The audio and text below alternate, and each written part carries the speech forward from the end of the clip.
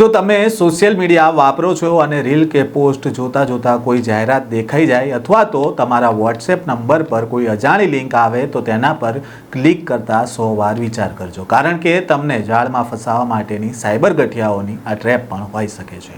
આવો જ એક કિસ્સો અમદાવાદમાંથી સામે આવ્યો અને જ્યારે આ કેસના આરોપીને પકડવા માટે અમદાવાદ પોલીસ હરિયાણા પહોંચી ત્યારે કેવો માહોલ સર્જાયો હતો, વિગતે વાત કરીએ આ વિડીયોમાં। વૈષ્ણવજન તો તેને કહીએ જે પીડ પરાઈ જાનાને રે। નમસ્કાર, નવજીવન ન્યૂઝમાં આપનું સ્વાગત છે। હું છું જયંત દાફા। અમદાવાદના વિરમગામના જાણીતા સાડીના વેપારી જતીનભાઈને માર્ચ 2024થી જ્યારે અલગ અલગ આઈપીએલની મેચ ચાલી રહી હતી ત્યારે તેમના મોબાઈલ પર વોટ્સએપમાં એક લિંક આવી હતી, જેમાં ક્લિક કરતા Dream11, ડ્રીમ ટીમ સહિત અલગ અલગ નામના ફેસબુક પેજ ખુલતા હતા, જેમાં યોગ્ય ટીમ બનાવી સારું વળતર આપી દેવાની લાલચ આપવામાં આવતી હતી। ફરિયાદી જતીનભાઈ લાલચમાં આવી શરૂઆતમાં થોડા રૂપિયાનું રોકાણ કર્યું, જે બાદ તેમને વોટ્સએપ પર સ્ક્રીનશોટ આવ્યો જેમાં તેઓની ટીમ 3.5 લાખ રૂપિયા જીતી હોવાનું બતાવ્યું હતું, જે પેટે તેમને જીતની રકમના 50% આપવા પડશે તેવું કહીને 1.5 લાખ રૂપિયા એક એકાઉન્ટમાં જમા કરાવડાવ્યા અને આ રીતે વેપારી જતીનભાઈ પાસેથી અલગ અલગ સમયે 17 લાખથી વધુની રકમ પડાવી લીધી। વેપારી જતીનભાઈને તેના રૂપિયા પરત નહીં મળતા તેને પોતાની સાથે છેતરપિંડી થયા હોવાનું ખ્યાલ આવ્યો। તેમણે આ અંગે વિરમગામ પોલીસ સ્ટેશનમાં ફરિયાદ નોંધાવી।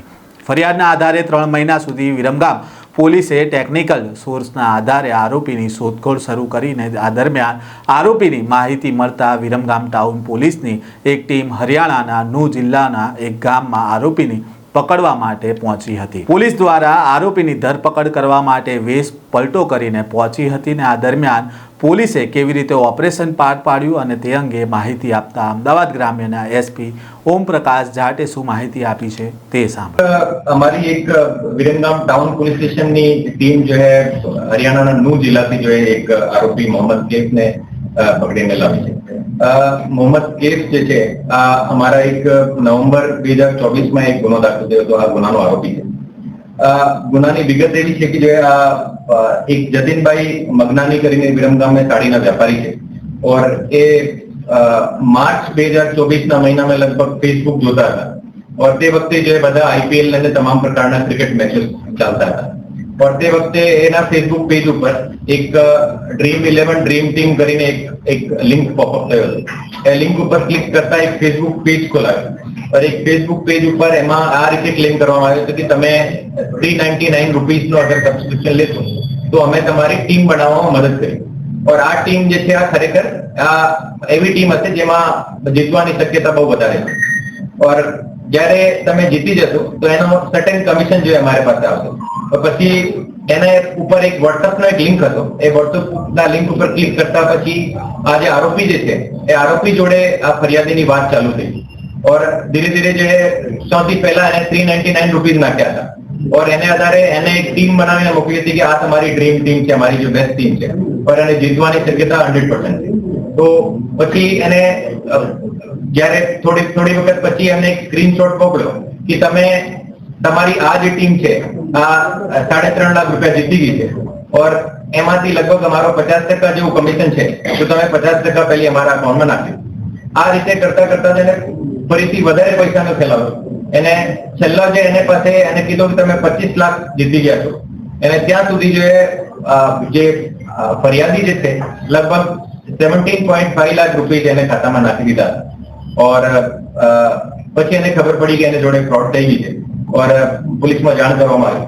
અમારી ટીમ જે છે છેલ્લા 3 મહિનાથી એને જે ઘણી બધી રીતે ટેકનિકલી એને ટ્રેસ કરતી હતી એ ફાઇનલી એમને અમે નૂ જિલ્લામાં એને માણસને ટ્રેસ કરવામાં આવ્યું और ત્યાં અમારી ટીમ જ્યારે પહોંચી હતી ટીમમાં અમારા જે એક પીએસઆઈ એમડી જયેશલાલ એને અમારા હેડ કોન્સ્ટેબલ મહેન્દ્ર કાળુભાઈ અને પોલીસ કોન્સ્ટેબલ મુકેશ સોમાભાઈ અને અમારે હોમગાર્ડના ચેતનભાઈ કરીને છે એ ચારો લોકો ટેકનિકલ કામ પણ કર્યો હતો અને ચારો લોકોની ટીમ ત્યાં પહોંચી હતી और ત્યાં પહોંચીને ત્યાં ગામમાં ગઈ તો ત્યાં એક મયત એની ચાલતી હતી તો ત્યાં મયતમાં બેસી ગયા હતા। મયતમાં ત્યાં બેસીને જે એની તમામ પ્રકારની માહિતી ભેગી કરી તો પછી એના પછી જે અમે ત્યાંની લોકલ પોલીસની પણ છે, હું ત્યાંના એસપી સાહેબ જોડે વાત કરીને ત્યાંની લોકલ પોલીસની ટીમની પણ મદદ લેવામાં આવી ઓર એને આધારે જે પૂરો ઓપરેશન પૂરું પાડવામાં આવ્યો